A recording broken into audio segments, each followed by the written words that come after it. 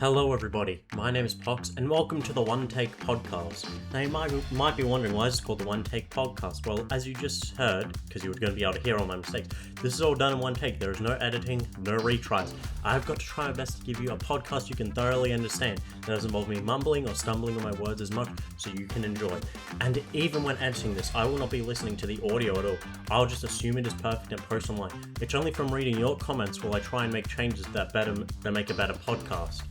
So, in today's video, I wanted to talk to you all about Warhammer 40k and the different factions in it, possibly to see if anyone wants to join these factions or play with them in the future. This will go over some basics like how I know the army plays, some of their lore, the rules, etc, etc. And now that we got that all out of the way, and let's be frank, that was a very quick intro, let's just get right into it with our first group. The Adeptus Custodes.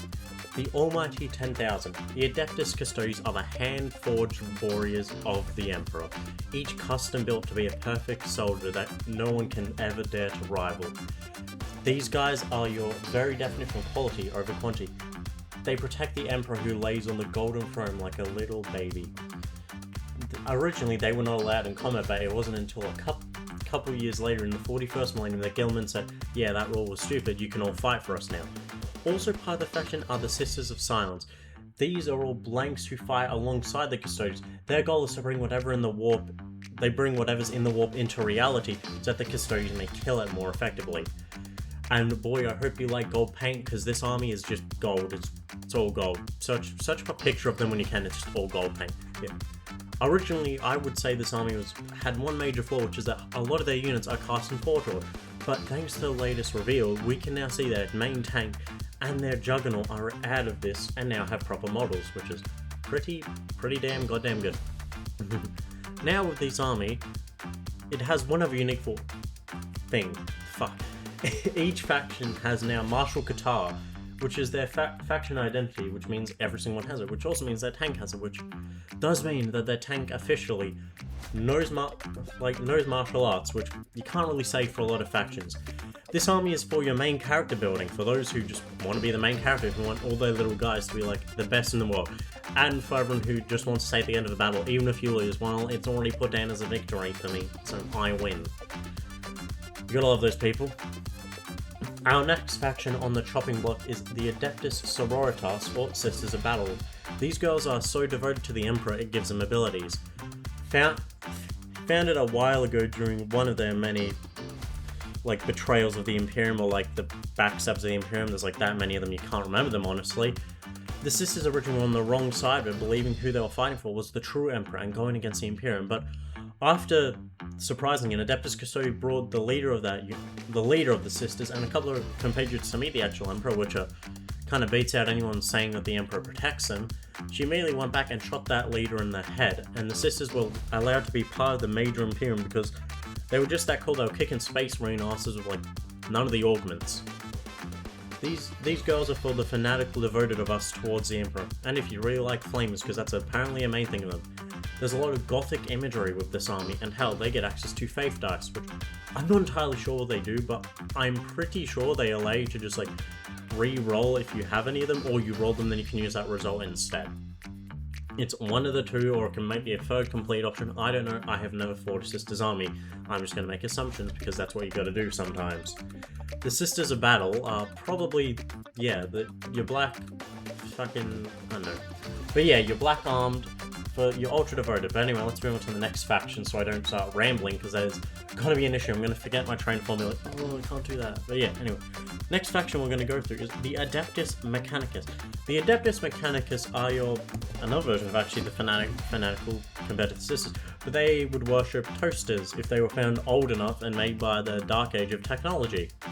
The Mechanicus originated on Mars, which became a splinter faction of humanity after the Dark Age of technology left on Mars, began to worship the technology that kept them alive, and after the Emperor started his crusade and found Mars, he knew that he couldn't get rid of the Mars and their industrial capabilities, for his own army was so weak, only being from Earth. So he made an alliance with them, allowing the Adeptus Mechanicus to exist as their own semi-faction inside the Imperium of Man.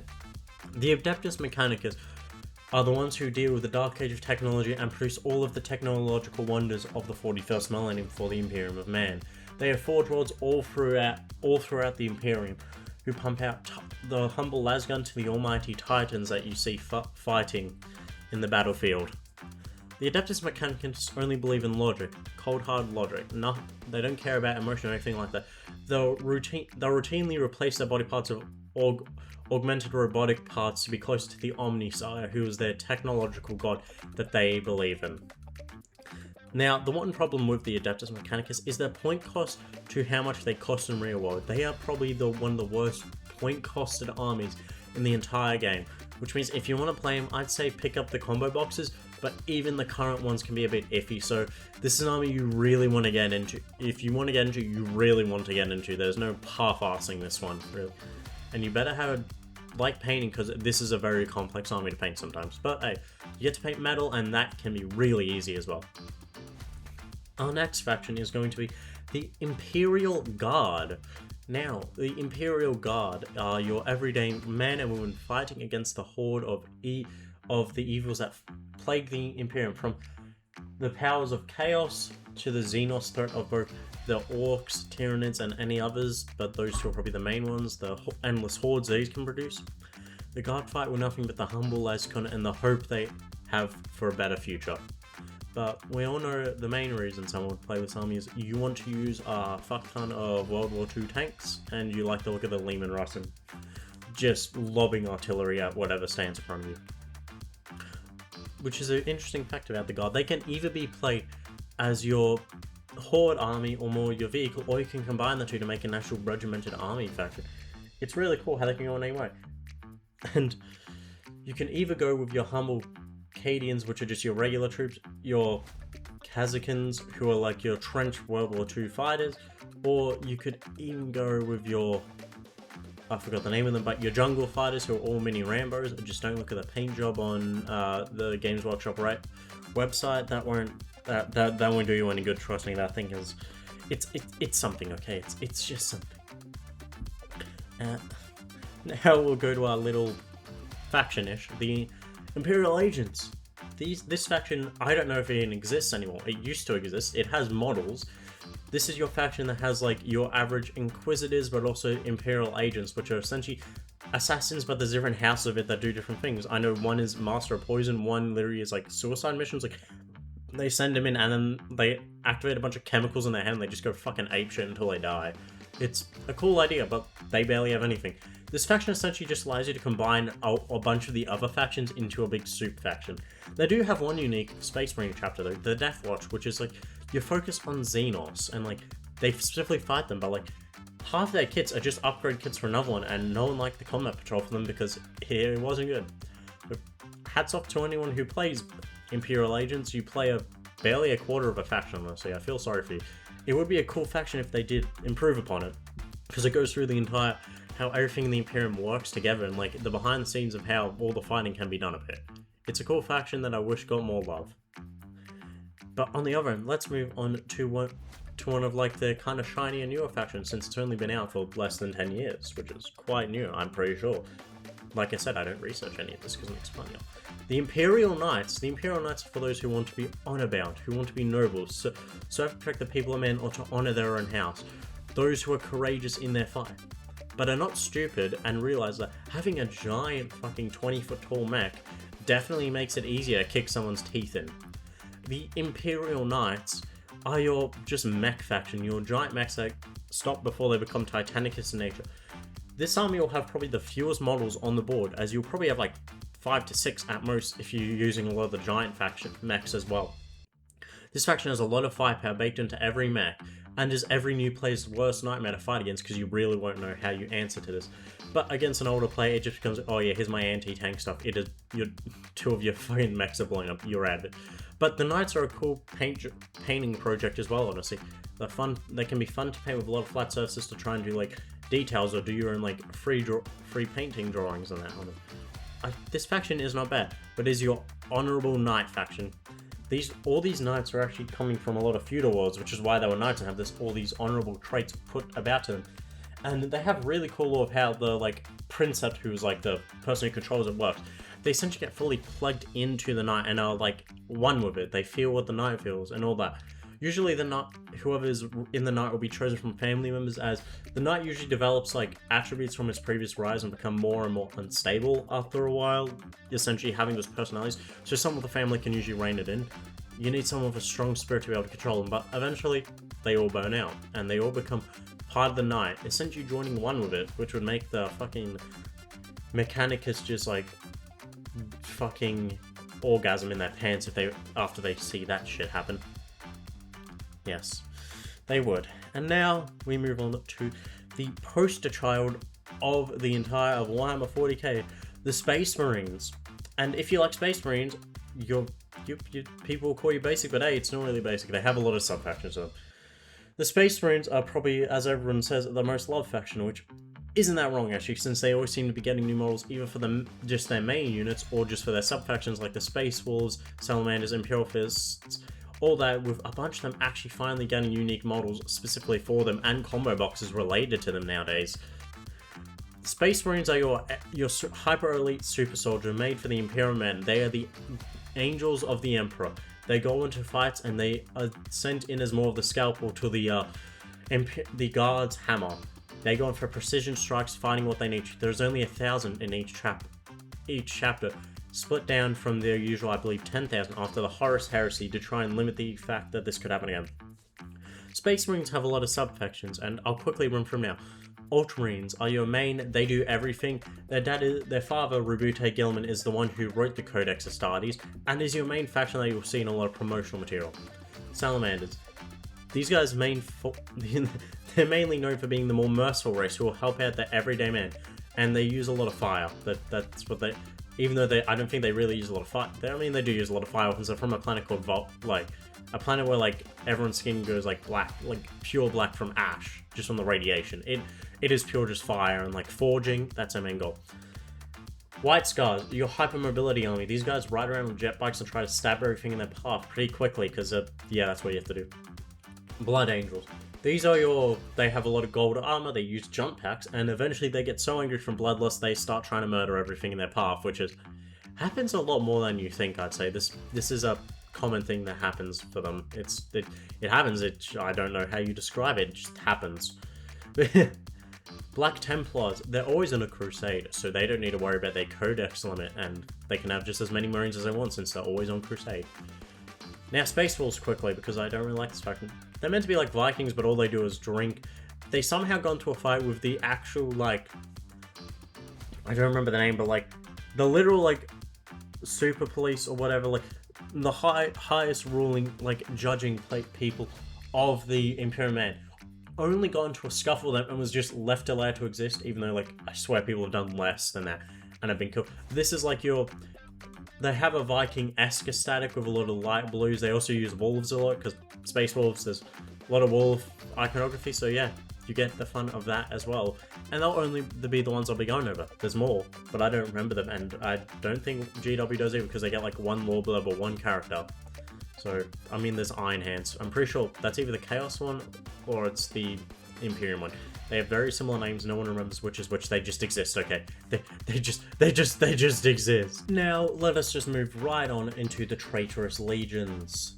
The Traitor Legions are your fucking whatever the hell they are. First we'll start with Chaos Marines. Chaos Marines are for those who play like Chaos Undivided. They are all those factions put into one, or they're just your general Traitor Marines like the Night Lords who aren't exact, or like your Space Marine Pirates. They're your legions are against the Imperium, but they aren't specifically Chaos, but they're still put into the Chaos Marines Codex. It's more if they're just Traitor Marines in general, but you still have Traitor Marines who just believe in Chaos Undivided, like Abaddon and his Crusades, which all failed to the 13th one, which GW pretends, oh yeah, they were all big building up some, but nope, they were all fails. We all agree that they were fails. Your Chaos, they are for your Chaos Undivided, or people who don't worship on Chaos God specifically, or for your Traitor Marines who you just want Space Marines, but you don't want to be a part of the stupid Imperium of Man. Pretty much it. Yeah. Now we'll go into specific, like, Chaos Gods. We're gonna start with Nurgle and his Death Guard. The Death Guard are your slow moving, like, take a bunch of damage units. They'll lumber up the board as they absorb bullets from everyone who dares shoot them. They use pestilence and disease, believing it to bring Nurgle's gifts and their one big happy family, which Has a lot of abuse in it still has a lot of that. But anyway, these are your very, like, bloated, disgusting looking Marines with hoof toes looking like they're half dead. Ironically, when you serve Nurgle, you don't feel any of this. Like, it dulls the pain. But if you ever get disconnected from Nurgle, you better believe that you are feeling every second of that disgusting pain coming back and biting you in the arse. Nurgle is probably considered to be the Jogo most happiest Chaos God.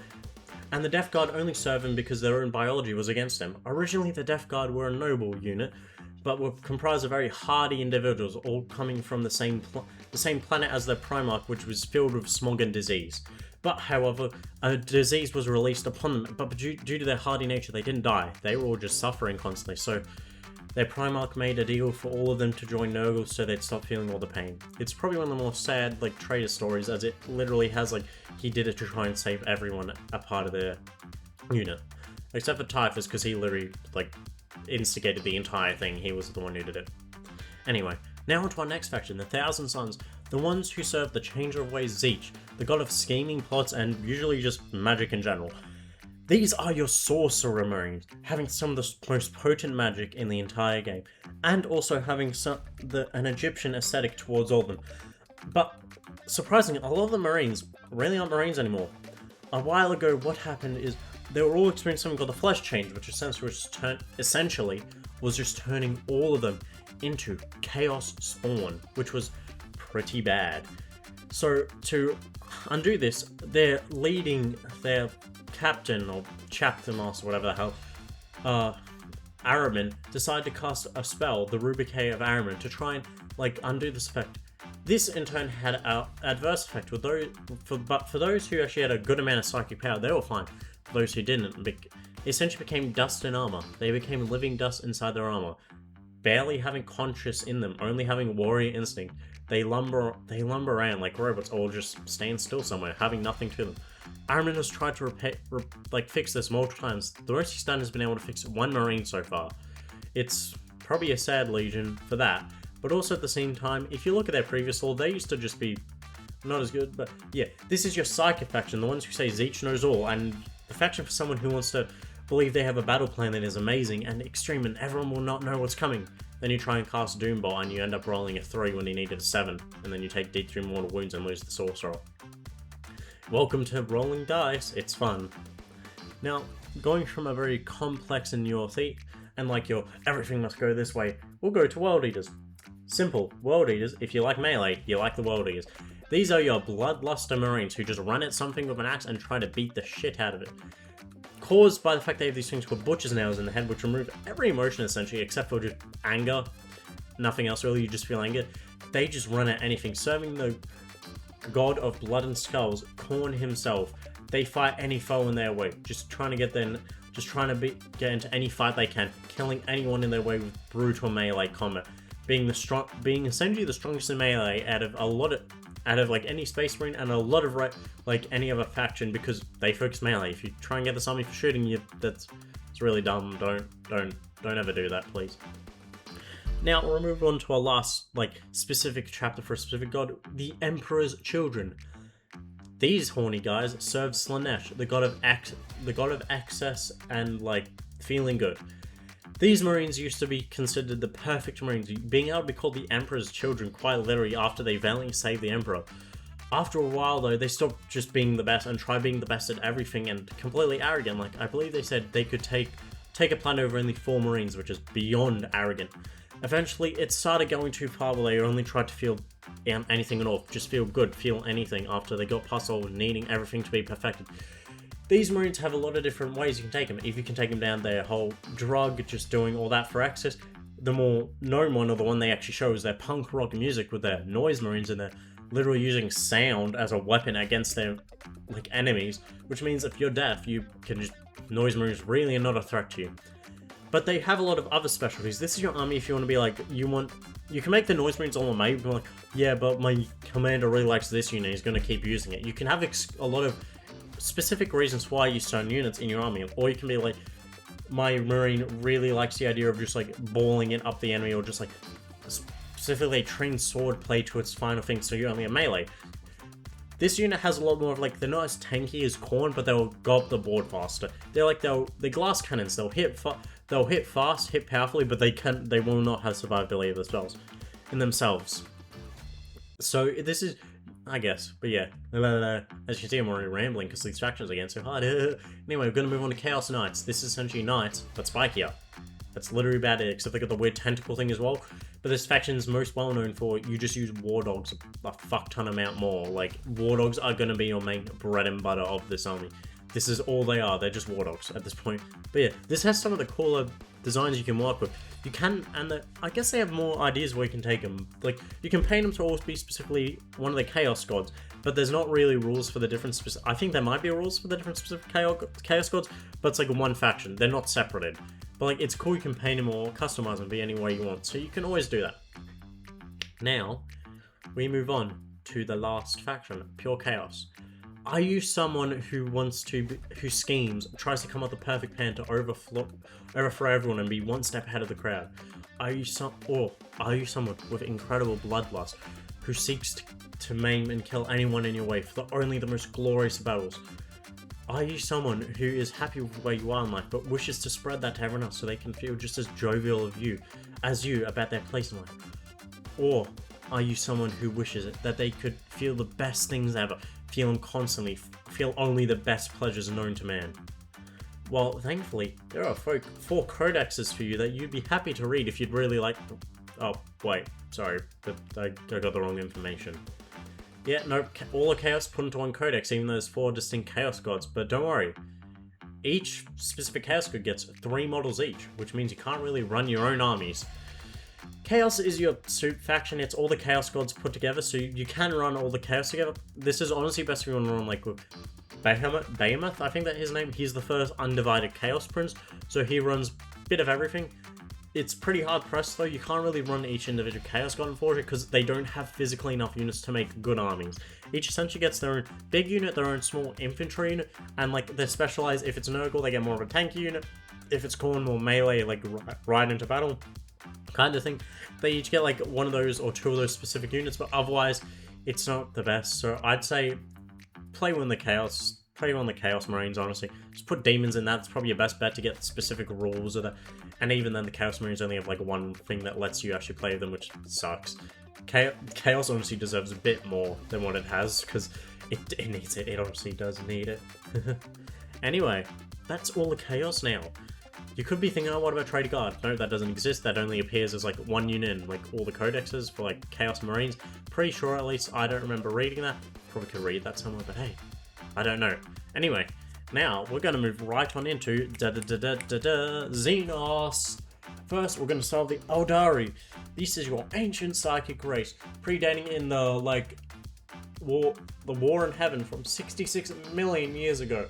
This is your ancient psychic race that's currently on the down. They have unrivaled psychic powers, built by the old ones to be like the ultimate psychic race. This race, after the war in heaven, fighting against the Necrons, were relatively peaceful, having some scuffles with their gods like Cain and all that, but otherwise they were relatively peaceful, being able to essentially reincarnate, go between the warp and the materium all they want. But eventually they started getting a bit too rambunctious, a bit too goofy, a bit too hedonistic. And after 66 million years of this created quite a big psychic outlash. And for those who don't know, the warp is affected by the materium and all the emotions, and 66 million years of people getting increasingly more degenerate resulted in quite a big thing. It resulted in quite literally the birth of the 4th and final Chaos God, Slaanesh herself. In this created a giant psychic scream originating from the Eldar's homeworld. This killed all Eldar and made all those souls immediately eaten by her. Nearly a good chunk of the population was just destroyed. The only ones that got away were those who saw the writing on the wall earlier, like the Exodites or the Craft Orders who flew away beforehand, or the Drukhari who had hid themselves in the webway, which is like their own kind of space they can travel between, which is like the warp, but it has no entities, only really they can use it properly. In doing so, this has greatly limited the Eldari and their capabilities. Now they can barely use their psychic powers, where if they use too much of it, they are instantly taken by Slaanesh into her grasp. And the moment they die, they are given to her unless they have a soul stone on them, which has been their way of getting past this by essentially their soul goes into it, and they're jammed into infinity circuits inside craft worlds, which allows their soul to live in their artificial afterlife for as long as they can. Unless you're craft world Iandin, and nope, you don't get the afterlife, you get put back in a wraith-prone body to fight.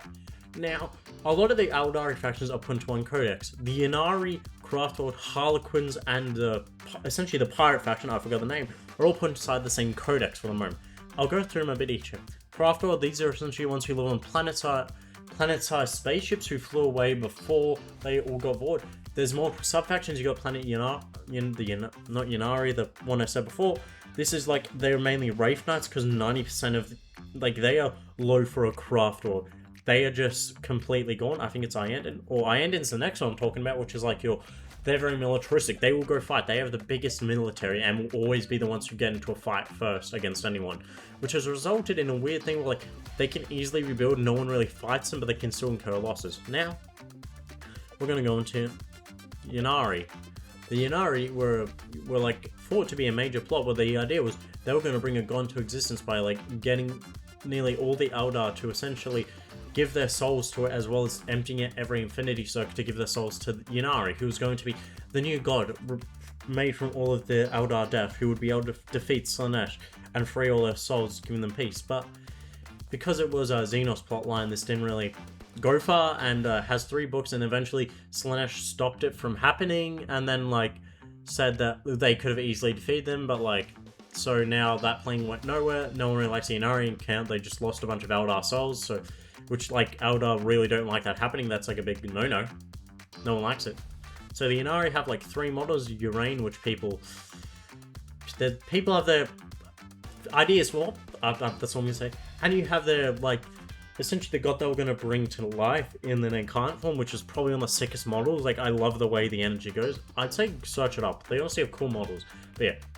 Now moving on to Harlequins. Harlequins are one of the more unique factions, and they actually serve one of the only Eldar gods who was not eaten by Slaanesh, Kegarak, the god of mischief, the Juster god. They serve him and live in the Black Library, which is inside the Webway. They have a lot more benevolent goals, appearing in battles only trying to do the great jest or the great performance. They'll appear anywhere if it's for the greater plan. You won't know why they're there, but they'll be there for something. These systems are meant to be more your elite. They're meant to be essentially the same as custodians with their eliteness.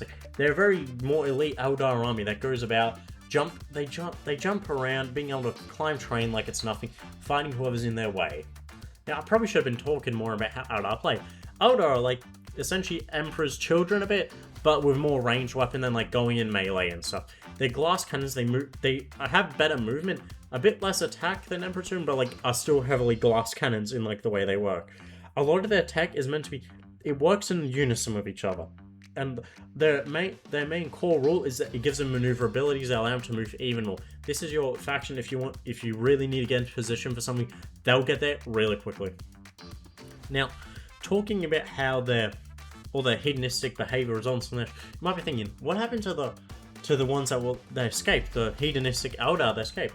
Well, have I got the ones for you? Welcome to the Drukhari, otherwise known as Dark Elves. The Drukhari were a faction of essentially the most hedonistic ones who survived, who lived in the Webway. But however, even in the Webway, their souls still got partially affected by the psychic scream that was released by Slaanesh, resulting in their souls slightly leaking out of their body, a bit to Slaanesh. And the only way they found out that can fix this is to torture every other race in the most unimaginable ways. Yeah, this faction is your, like, just bad guy. Like, it is just the bad guy. They literally wear leather, have spikes everywhere, and use, like, poisons in battle. They will use every dirty trick to win. Like, they won't fight proper battles. They'll just ambush a planet to get new, quite literally, arts and craft supplies, because they will turn you into a living chair or piece of art. You'll still be alive during this, by the way. You won't be dead. They need the torture. But they will just, like, they'll use every poison. They'll, like, pocket sand, punch you in the balls, throw, like, 50 different hallucinogenics and poisons onto your body to make it a fight. Or they won't even fight you and just rob a random town and quickly leave before the military can get there, because screw you, we can teleport anywhere in the Webway, you can't do shit about it, man. Yeah. The Drukhari are your, like, just bad guy faction. They are just the generally bad guys, but they have kind of sub-factions in them. You have your homunculus who bring them all back to life when they're dead. The only kind of warpcraft I do, because magic is forbidden in Kamara, which is the city in the warp. The Webway, because that can lead to Slaanesh pretty quickly, and you don't want that. None of them are really they're all backstabbers who betray you at the slightest side of power gain. This is your bad guy faction, but it's kind of in that place where it's like they know they're bad guys, so it becomes kind of just fun to be players and do all that with.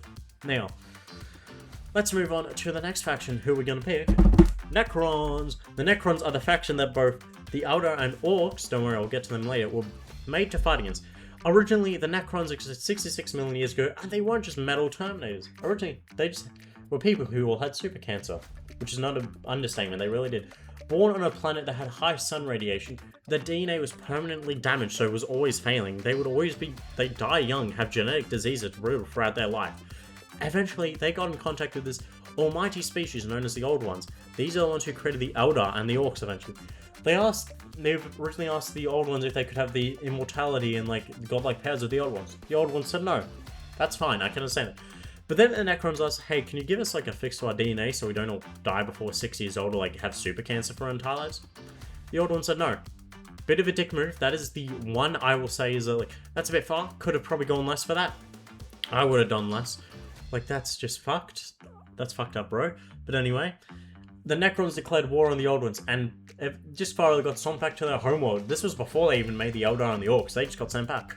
But eventually, they heard this calling from something called the Catan, the essential physical gods of the mortal world. They decided to be friends because the Old Ones had wronged them, and they gave them the technology to prove, and thus began biotransference, which is essentially the Necrons becoming the metal men you know and love with their advanced technology, but in doing so, they were betrayed by the Catan as well, losing their souls in the process, or they're essentially the... Which is weird for the Necrons. They are the person, but they just don't have a soul, which is a weird place, because it's not like it's a copy. They're just a person. But even though this had happened, they still need to fight off the Old Ones. So they went to fight the Old Ones with a Catan now, giving them living metal bodies to fight better.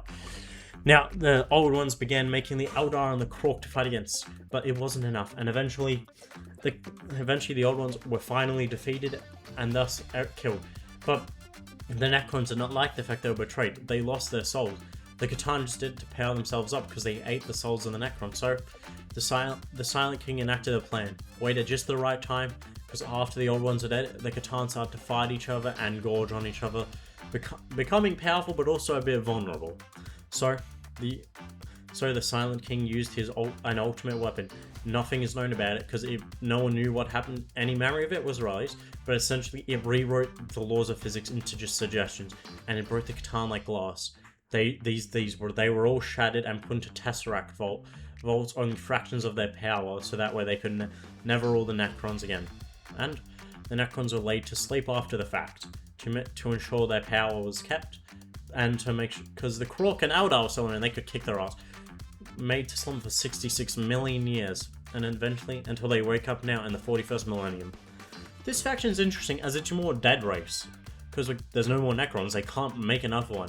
It's a race that just is dead. It's just they're slowly losing numbers. It's not like the Eldar where they could claw back. They're dead. But they still like to screw with the universe and be like, if I'm gonna die, I'm going with you. This is your technologically advanced race of them. They just have all the weaponry and power you want. They are just the most advanced. But anyway, I've rambled too much about this, but to be fair, I went over the War in Heaven, which is half the faction's lore in this. If they're not from the Horus Heresy, because that's where the other faction's lore is. There's 2 points of lore where you get every faction from. There's no in-betweens, except for 2 factions. Anyway, let's move on to the Tau. The Tau is your actual kind of good guys. They're meant to be your best of the best for Warhammer standards. Let's be clear. They still use mind control and pheromonal dosing to control their populace and keep a lot of them out of the know for chaos and that. They're still bad, but everyone's lives in there is significantly better than the Imperium. They're the good guys. The Tau are your galactic coalition between all the small races. Originally started by the actual Tau, which is their race, blue fish people.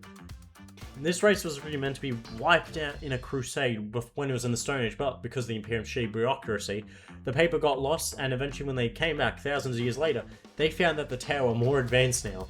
They sent a fleet to try and defeat them. It didn't work because Tau actually had some plans to their name, but now they're in the Imperium and Tau are in a bit of a pseudo. They can't really put enough energy into trying to take over one another without any other faction coming to kick their shins in. The Tau are a unified faction, but you only really see Tau and maybe the Critter Vespids. But in the lore, there's a bunch of factions that apparently are aligned together in the Tau for the greater good coalition, though the Tau make up a strong margin of the Tau Empire. But we all know why you really get Tau. The Gundam mechs. made along the same time because they're like, hey, Japan's got a big audience and they like mechs, and oh wait, we don't have a Gundam mech faction. Okay, here's all the Tau mechs. The Tau mechs are they're cool. I enjoy them. They all look very nice. The Tau are your like ranged shooty faction. They're all about just shooting. They have a couple melee, barely any. They're all about using shots and getting the precise shots to like decimate an army at long range. This army you really got to position well and make sure it's fighting effectively in general. This army is a lot of split between your lore and tabletop, because tabletop you play more Gundam, but lore is all about like every other faction. Though you can play it if you play like more Kroot or Vespid armies. Those units are there to play, which can be fun. Now, we move on to the ever-devouring hunger known as the Tyranids. The Great Devourers, it's called. The Tyranids are one of the... actually aren't from the Milky Way galaxy at all. They're from outside the galaxy. The lore indicates that, I don't remember what marine, but I think it was Imperial Fist, destroyed what was essentially a mini Astronomicon, and this made a very big light in the Immaterium. Big enough that a Leviathan-like creature looked of its 1,000 eyes at this giant light and turned towards it. So essentially what this means is the Imperium is at fault for Tyranids being here. The Tyranids are your classic horde of either bug monsters or kaiju. You can play them as an endless swarm or a giant, just giant bug monsters. It can really go either way. The Tyranids only have one philosophy: eat. The whole point is they just want to devour all the biomass. It's a simple biological function. That's all they're there for. They are the perfectly evolved species. They just eat. They go to any world of food. They will kill any resistance and just consume all the biomass before moving on to the next one. They have a simple plan about every faction. It's one of the factions where every other faction is quite literally against them because they'd eat everything. No one wants it. The Tyranids are believed to be one of the possible winners of 40k, based on the fact that they've appeared in so many places in like Hive Fleet that there could be that many more that no faction is really going to beat them off. But your Tyranids are for your faction. If you really don't want a moral or like a story reason for why you're on this planet, you're just being like, yeah, I want to kill everything, Tyranids are for you in that regard. But Tyranids are all, essentially, they are the hive mind. They are one collectiveness, which it can be hard to grasp. But essentially, like a hive lord, or like, a hive lord isn't even a thing. That's a swarm lord and a hive tyrant. A hive tyrant is like a singular cell on your finger. It is nothing compared to the entire hive mind. It is all one being. They're not individual, which means your stories are pretty limited because there's no individual characters. It is one creature, but it can work. Anyway, our main thing is, because it's such a vast and complex intelligence that is in the warp, it creates the Shadow of the Warp, which is like essentially a field of terror that can block out psychic powers if it's strong enough, and creates a feel of dread and awe in anyone who comes across it. This faction is probably it's honestly my favorite faction, and I hope you enjoyed hearing me rabble about it for a bit. But anyway, the Tyranids have many ways to get on the planet, but sometimes they have to send in the Infiltrate Force, or one that gets in beforehand. Now, I present to you the Gene Stealers. Originally, the Gene Stealers in older lore were their own faction of mob boss aliens. I mean, look at the older, I forgot, it's like the Gene Stealer leader thing, whatever the hell. He sits on a chair and looks like he's like Jabba the Hutt, but weirder. Now, the Gene Stealers are your Infiltrator Force. Sent to a planet in like usually 1 or 2 organisms at a time, they're sent to a planet and infiltrate a hive world of some sort. They'll infect someone to believe that the Tyranids are their unrivaled god, or that the like not the hive tyrants, the Gene Stealer King, whatever the hell he's called, I forgot the name, is their lord. They'll eventually amassing a cult, infecting others with their corrupted DNA, resulting in like breeding out humans that'll have like 3 arms because they're part Gene Stealer, part human. But by the 4th generation, the only noticeable difference is they got a bald head. This will continuously happen, breeding a cult underneath any hive city who worship the 4-armed emperor, which is their version of the emperor combined with a hive mind into one thing. They'll keep on waiting, infecting more to join their cause, believing in the 4-armed emperor's return, until eventually they arrive. Once the main bulk of the Tyranid forces arrive, they pop out of the sewers, they pop out of everywhere. They'll use all the stolen equipment they will and start to arrange warfare from 2 sides of the internal side of the hive city, fighting anyone who comes in their way to like help make the 4-armed emperor's armies win. They'll appear, they'll use rock runs, they use any kind of weapon they can get their hands on. This faction is your faction of like kind of outland warriors, I guess, because it's not really that. They're warriors that will use any machinery found because that's all they have. They scrounge up machinery and come up to fight when the Tyranids invade. They're like your surprise force that'll appear in the middle of a town. This is like your kind of cool Mad Max faction, I'd say, and that's all I'm going to say in it, because just because I know a lot about the Tyranids doesn't mean I learn shit about the Gene Stealers, because fuck the Scrotum Heads.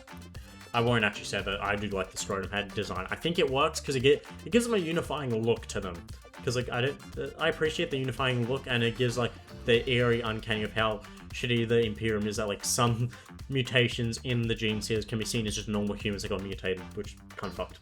Anyway, who do we have left on the docket? Who is left? I'm probably forgetting a faction, but we all know who had to be last. Had to put the Orc boys as last. Got to get the boys in. Fuck. That was like the shittiest Orc voice I've ever done. But the Orc boys, these are your football hooligans, or that's what they originally used to be. The Orcs are your unserious faction. These boys just want to fight, because all you need is a good fight to get into bloody combat. You can even use weapons here. You can use melee weapons. All their weaponry is cobbled together garbage they put together. Whatever will look the best, because each boy's got to have a bit of story when they go into the fight. The Orc boys are your were built originally in the Krork, who were 12 foot tall, slightly smarter biological weapons of the old ones to fight against the Necrons in the War in Heaven. I'm already slowing down my speech. But now, because they de-evolved after a while, as having nothing to fight, as the Eldar would just fuck off from them and had nothing to fight, they de-evolved into the more dumb, shorter Orcs that we know and love today. The Orcs have a unique ability called the Orc Warfield, as it's called. Essentially, it's weaponized stupidity. If enough Orcs believe in something, it can result in that actually happening. Like, for example, red being faster. Because enough Orcs believe in this, when something is painted red like a bullet or a car, it'll actually go faster. Or like I believe there was a story, I'm not sure it was legit, but it's like a bunch of Space Marines or guards lost ammo, so they started just like pointing their guns and shouting bang, and Orcs were literally dying because they thought they were getting shot at. Which is just hilarious for that to happen. But your Orcs are your more dumb race. They still are brutal and love to fight, but they'll be a more dumb and have the more light-sided comedic part of Warhammer 40k, which I think we can all appreciate. Orcs have a couple sub-factions. You have like more mechanical, like with their vehicles, like their trucks, their mechs, like the Gargants, all that. Or you can have your more squig riders. Squigs are like their little pets that they have. They have a lot of squigs over them, but they're essentially two-feet dinosaurs that look like a bit of pigs. That's why they're called squigs. But this is like they're savage. They fight using the old ways. They'll fight using melee weapons only, or like crossbows and stuff that's from the old way. Or, simply put, you just have the boys. You just fight with a huge horde of green that comes across the horizon. These boys will stop at nothing and just shoot as many guns as they want until there's enough darker to black out the sky. They just want to fight, and by God, they'll be getting that fight. Now, I believe that is every faction possible you can play for Warhammer 40k. Maybe I missed one. I probably did. I'm trying to think right now if I did. I definitely did. But anyway, I hope you enjoyed this first episode of the One Take podcast. Let me know in the comments on how I could probably speak not as fast, because you're probably not going to understand, or how I could stop mumbling, or how I can improve the audio quality, or like a good way. But I will be trying to like figure out ways to think and do this better. But like I said, I'm only going to give myself a vague idea of what I want to, because I want to see how well I can like just do an improv on the fly, like podcast. I want to see if I can improve on that. This is a bit of an experiment, and I hope you all enjoyed today's podcast on the different factions of Warhammer 40k. And I'm not going to say what I'm going to do next time, because I'll think about it beforehand, and it'll always be fun to do it that way, because, hey, why not? It shows how humans think weirdly. But anyway, I've been Pox, and I hope you enjoyed today's podcast, and bye-bye.